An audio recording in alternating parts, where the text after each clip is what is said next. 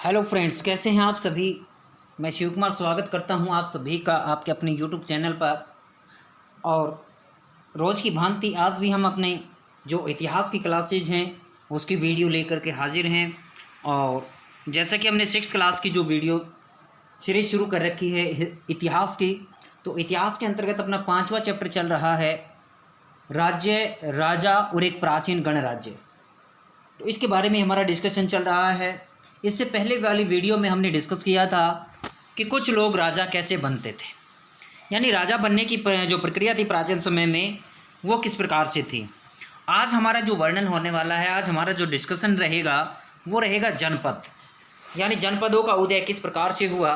पहले राज्य, फिर जनपद, फिर महाजनपदों का, ये अपने जो एक कड़ी के बाद, एक चैप्टर के बाद दूसरा चैप्टर जो आता है वो एक दूसरे से लिंक है।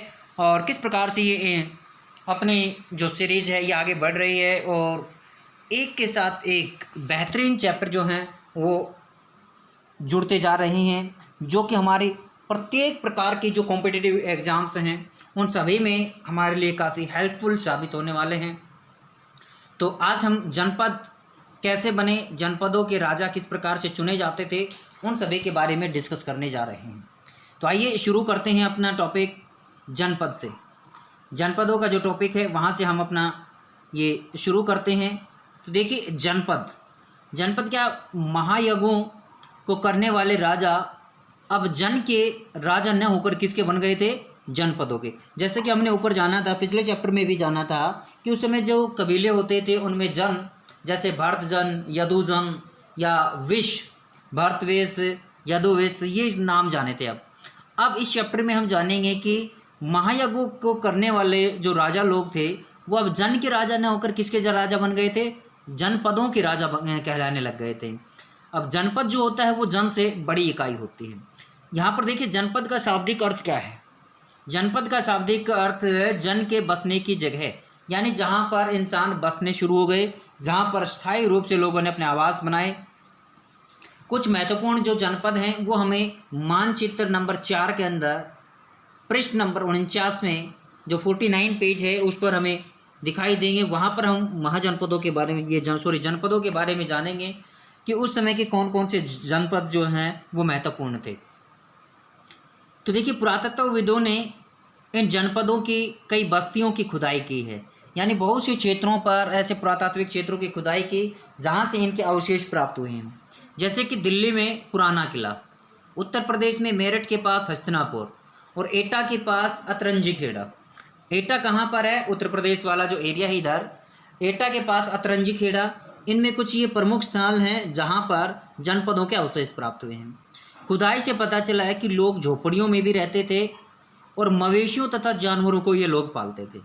यानी जो लोग झोपड़ियों में रहते थे, घास फूस की झोपड़ियाँ बनाई जाती थे, इनमें रहने वाले लोग क्या करते थे, अपनी ज़रूरतों वाले मवेशियों को ये पालते थे, जानवरों को पालते थे और विभिन्न प्रकार के जो घास फूस और मिट्टी की झोपड़ियाँ बना करके रहते थे। वे लोग खेती बाड़ी भी करते थे और खेती के अंतर्गत ये क्या करते थे, ये करते चावल, गेहूँ, धान, जौ, गन्ना, तिल तथा सरसों जैसी फसलें ये लोग उगाते थे उन क्षेत्रों पर जहाँ पर ये अपने पशुपालन करते थे। इसमें जो आपका चावल है, गेहूँ है, इसका भूसा जो है जानवरों के लिए भूसे के तौर पर इस्तेमाल किया जाता था, जबकि जौ, धान और गेहूँ, दलहन, ये इनके मुख्य खाद्यान्न फसलें हुआ करती थी।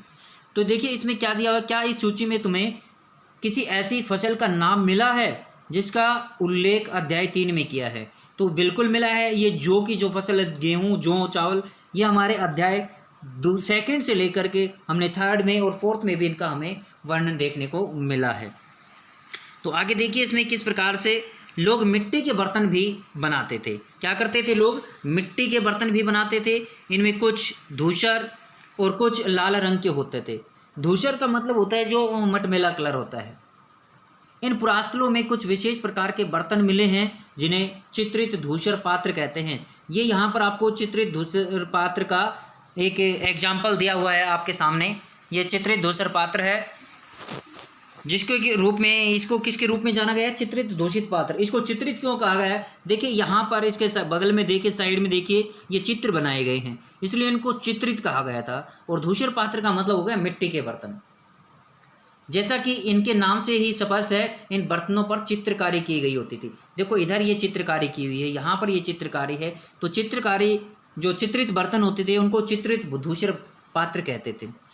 तो ये जो चित्रकारी होती थी आमतौर पर ब्लैक कलर या रेड कलर से होती थी, यानी काले रंग से या लाल रंग से इनके ऊपर ये चित्रकारी की जाती थी। और इन पर पशु पक्षियों के चित्र बनाए जाते थे। कई बार जो मैथ में अपने ट्रायंगल, सर्कल, आयताकार ये जो आते हैं इनके भी सर्कल होते थे। आमतौर पर सरल रेखाओं तथा ज्यामितीय आकृति, ये ज्यामितीय आकृति आपकी वो मैथ वाली ही आ गई है, आकृतियों के रूप में ही इनको चित्रित किया जाता था। तो यहाँ पर ये देखिए धूसर पात्र का जो दिया हुआ है, चित्रित धूसर पात्र। इस तरह के पात्रों में ज़्यादातर थालियाँ और कटोरियाँ ही मिली हैं। ये पात्र बहुत ही पतली सतह के, सुंदर और चिकने होते थे। शायद इसका प्रयोग खास मौक़ों पर महत्वपूर्ण लोगों के द्वारा किया जाता होगा, उनको भोजन परोसने के लिए इनका इस्तेमाल उस समय किया जाता होगा। तो ये उस समय के धूसर पात्र थे, चित्रित धूसर पात्र। तो अब देखिए, अब हमने अभी किसके बारे में जाना, जनपदों के बारे में। अब हमारा जो डिस्कशन होने वाला है वो किसके बारे में रहेगा, वो रहेगा हमारा महाजनपदों के बारे में। ये महाजनपद क्या होते हैं, देखिए जैसे हमने जन को जाना, जन जब बड़ा बन गया, जन की इकाई जैसे विष था तो विष के जो मुखिया होते तो वो विषपति कहलाए, और जन का जो था वो क्या कहलाता था, राजा कहलाता था। वही जब जन की बस्तियां जब बड़ी हो जाती थी तो वो जनपद कहलाते थे। अब जनपद, बहुत से जनपद जो थे वो जब शक्तिशाली हो गए तो उन्होंने अपने आसपास के क्षेत्रों पर विजय प्राप्त करना शुरू किया। इस प्रकार से जनपद किस में तब्दील हो जाते हैं, महाजनपदों में तब्दील हो जाते हैं। तो यहाँ पर देखिए करीब 2500 साल पहले, करीबन 2500 साल पहले कुछ जनपद अधिक महत्वपूर्ण हो गए, इन्हें महाजनपद कहा जाने लग गया। यानी जो जनपद थे वो महत्वपूर्ण हो गए। वो महत्वपूर्ण कैसे हुए, कैसे महत्वपूर्ण हुए, अपने आसपास के क्षेत्रों पर विजय प्राप्त करके। अपने आसपास हमने यहाँ पर एक यज्ञ के बारे में जाना था, अश्वमेध यज्ञ। अश्वमेध यज्ञ करने वाला जो राजा होता था वो जो घोड़ा छोड़ता था, यदि वो किसी राज्य से होकर निकल जाता था, तो हमने ये कल भी जाना था कि उस राजा को उसकी अधीनता स्वीकार कर लेनी होती थी। ये मान लिया जाता था कि वो उस राजा ने इसकी अधीनता स्वीकार कर ली है, और जब राजा यज्ञ करता था तो वहाँ पर उनको आमंत्रित किया जाता था, और वो अधीनता स्वीकार करने वाले राजा उस राजा के लिए उपहार लेकर के आते थे। तो इस प्रकार से ये लोग जो हैं, ये जनपद वाले लोग क्या बन गए, राजा महाजनपदों में तब्दील हो गए। मानचित्र 4 में कुछ महाजनपदों को भी दिखाया गया है। जो हमने देखा अभी, जो मानचित्र 4 आएगा उसके अंदर हम देखेंगे कि कुछ महाजनपद के अंदर, इसके अंदर देखने को मिलेंगे। इनमें क्या था, अधिकतर महाजनपदों की एक राजधानी भी होती थी। महाजनपदों में देखिए क्या क्या बदल परिवर्तन देखने को मिलेंगे आपको। वहाँ पर राजधानियाँ मिलेंगे जहाँ पर राजकीय कार्य होंगे, जहाँ पर राजा का आवास होगा, जहाँ पर मंत्रिमंडल बैठेगा राजा का। कई राजधानियों में किलेबंदी की गई थी, यानी राजधानी को फिर क्या किया जाएगा, उसकी किलेबंदी की जाएगी, अर्थात इनके चारों ओर लकड़ी, ईंट या पत्थर की ऊंची ऊंची दीवारें बनाई जाएंगी ताकि आक्रमणकारी इस पर आक्रमण ना कर सके। ऐसा लगता है कि लोगों ने अन्य राजाओं के आक्रमण से डरकर अपनी सुरक्षा के लिए, ये बात बिल्कुल आगे स्पष्ट हो गई है कि राजा लोगों ने बाह्य लोगों के आक्रमणों से बचने के लिए ये सुरक्षा का जो कवच है, ये जो किलेबंदी है, ये इनका निर्माण किया होगा। कुछ राजा अपनी राजधानी के चारों ओर विशाल, ऊंची, प्रभावशाली दीवार खड़ी कर अपनी समृद्धि का भी, यानी वो कितने समृद्धशाली हैं उनका भी वर्णन करना चाहते थे, वो भी दिखाना चाहते थे। तो ये अपना मानचित्र नंबर 4 है, जिसके बारे में हम बार बार ऊपर डिस्कस कर रहे थे। तो यहाँ पर पहले हम देखिए इसका जो सिंबल है, सिंबल देख लीजिए। यहाँ पर देखिए रेखा चित्र, इसमें पैमाना नहीं दिया गया है। यहाँ पर कौन कौन से आपके महानगर हैं, महाजनपद हैं। तो देखिए ये काबुल नदी है, ऊपर आप यहाँ पर देख पा रहे हैं काबुल नदी को। कौन सी नदी दिखाई दे रही है आपको ऊपर, ये है काबुल नदी। ये इधर आपकी काबुल नदी है, इधर ये गांधार नगर है। गांधार नगर के पास कौन सी, झेलम नदी, और झेलम, ये ऊपर से सिंधु नदी आ रही है। यहाँ पर क्या है, तक्षशिला, ये सिंधु नदी ऊपर से आ रही है। ये झेलम, चेनाब, व्यास, रावी और सतलुज, ये चारों पांचों नदियाँ जो हैं सिंधु नदी की सहायक नदियाँ हैं। तो यहाँ पर कौन सा प्रांत मिला आपको, कौन सा जो जनपद मिला, गांधार। ऊपर कौन सा है, काबुल, उसके नीचे सिंधु नदी के मुहाने पर किनारे पर कौन सा है तट पर? तक्षशिला। उसके बाद आप यदि व्यास से नीचे, रावी और इनसे नीचे जाएं तो आपको यमुना नदी पर के आसपास मिलेगा कुरु जनपद। कुरु जनपद से आप नीचे यदि हम जाएं तो यहाँ पर आपको हस्तिनापुर नज़र आ रहा है, पांचाल जनपद नज़र आ रहा है, कौशल ये महाजनपद आ गया, वैशाली महाजनपद है, ये वज्जी यहाँ पर है, मगध, आंग, कौशाम्बी, राजगृह ये इसकी राजधानी है। इधर ये आपकी अवंती, ये उज्जैन, जो कि उज्जैन किस नदी के ऊपर नहीं, ये इधर उज्जैन ये यहाँ पर आए तो ये शिप्रा नदी यहाँ पर होनी चाहिए, शिप्रा नदी पर। तो उसके नीचे आप देखें तो ये महानदी और इधर का एरिया है, ये वज्जी है, इधर ये ब्रह्मपुत्र का एरिया गया। ये महत्वपूर्ण जनपद और महत्वपूर्ण महानगरों का मानचित्र यहाँ पर दिया हुआ है। तो ये था अपना नंबर 4 मानचित्र, जिसके ऊपर आपको विभिन्न प्रकार के ये जो क्षेत्र हैं, कई बार इन क्षेत्रों को आपको मैप में भरने के लिए दिया जाता है। तो ये इनकी हमें पहचान कर लेनी चाहिए। ये जो क्षेत्र दिए हुए हैं इनको अच्छी तरह से हमें अपने माइंड के अंदर सेट करना चाहिए, कौन सा क्षेत्र कहाँ पर है। नीचे जाएं तो कृष्णा नदी है, कृष्णा नदी, ये तुंगभद्रा नदी, पेन्नार नदी, कावेरी नदी, इधर बंगाल की खाड़ी, इधर अरब सागर। तो ये जो अपना मानचित्र था 4, इसमें आपने देखा विभिन्न प्रकार के जनपद और महाजनपदों को, और जो उस समय के नगर उभर करके आए वो। यहाँ पर देखिए ये लोग शक्ति का किस प्रकार से प्रदर्शन करते थे।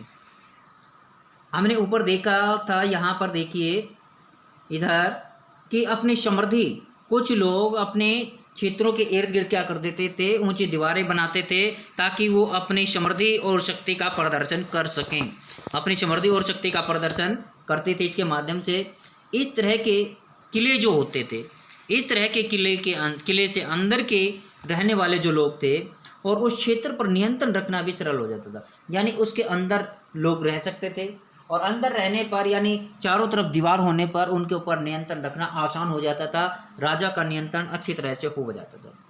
इस तरह की विशाल दीवार बनाने के लिए व्यापक योजनाओं की आवश्यकता होती थी। जैसा कि हमने पीछे जाना था कि राजा लोग क्या करते थे, जो नगरों में रहते थे, ये नगरीय लोग क्या करते थे, विभिन्न प्रकार की नगर योजनाओं का विकास करते थे। नगर योजनाएं जो हैं तैयार करते रहते थे कि नगरों को किस प्रकार से व्यवस्थित तरीके से बसाया जाना चाहिए। तो ये राजा लोगों की, जो प्रशासक लोग थे, उन लोगों की जो योजनाएं थी, आवश्यकता अनुसार ये लाखों की संख्या में ईंटों तथा पत्थरों का इंतजाम भी करते थे। हजारों स्त्री पुरुषों तथा बच्चों ने इसके लिए अधिक परिश्रम भी किया होगा और इनके लिए संसाधनों की आवश्यकता भी पड़ी होगी। यानी इतनी ऊंची ऊंची दीवार, ये किलेबंदियाँ जो की गई हैं, इन किलेबंदियों को बनाने में, किलेबंदियाँ जो की हैं, इनको हजारों की संख्या में महिला, पुरुष और बच्चों ने अथक परिश्रम के बाद ये जो है परिणाम इनके सामने आए होंगे। अब देखिए राजा के पास सेना, अब जो देखिए पहले वाले जो लोग थे, हमने सल्तनत काल के दौरान पढ़ा, वो लोग सेना नहीं रखते थे। अब क्योंकि अलाउद्दीन खिलजी के बाद सेना को स्थायी रूप से रखना शुरू किया गया था, अब ये जो राजा लोग थे जनपद के दौरान ये सेना रखने लग गए थे। सिपाहियों को नियमित वेतन देने की शुरुआत अलाउद्दीन खिलजी के समय से हो गई थी।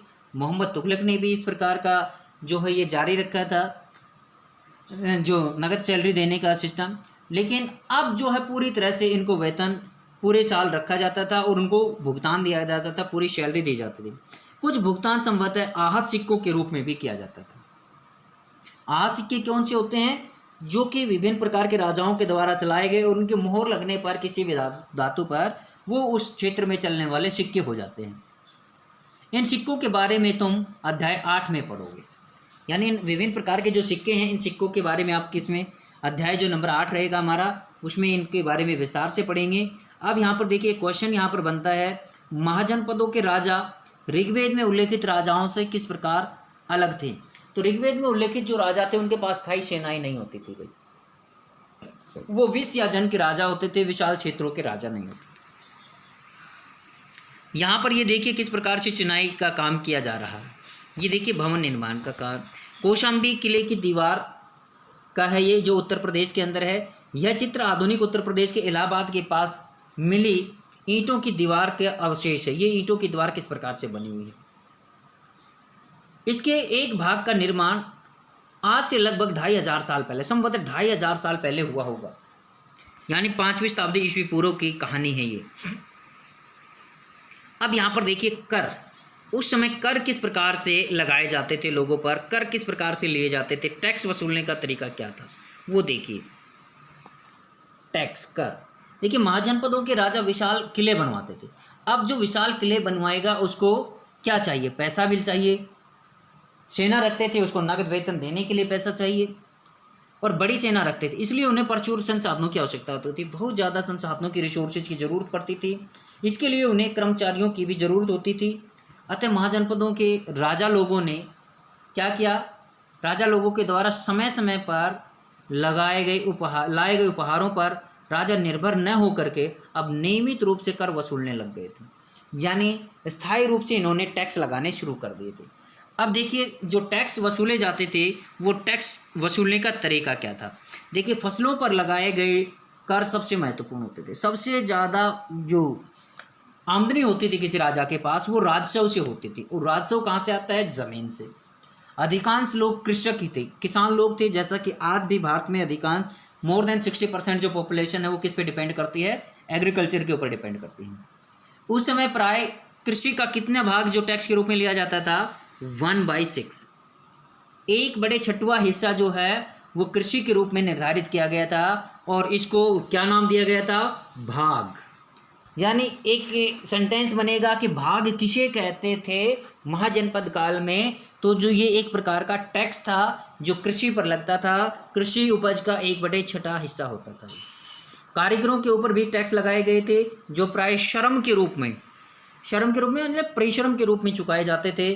जैसे कि एक बुनकर, लोहार या सुनार को राजा के लिए महीने में 1 दिन काम करना पड़ता था, यानी 1 दिन के बराबर उनका क्या होता था, टैक्स।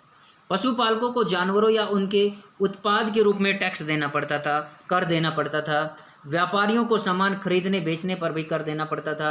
आखेटकों तथा संग्राहकों को जंगल से प्राप्त वस्तुएं टैक्स के रूप में राजा को देनी होती थी। तो इस प्रकार से ये टैक्स जो है उस समय लगाए जाते थे।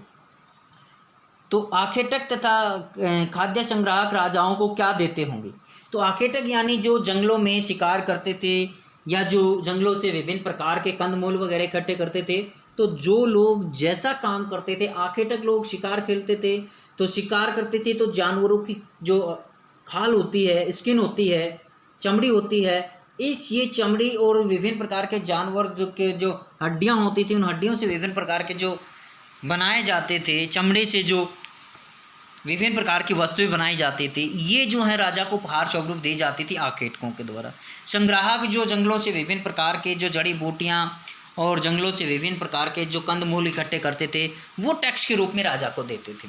तो इस प्रकार से आज हमने ये जनपदों के बारे में जाना। अगली वीडियो के अंदर हम उस समय जो कृषि के अंदर क्या परिवर्तन हुए उनके बारे में जानेंगे। तब तक के लिए enjoy your life, have a nice day.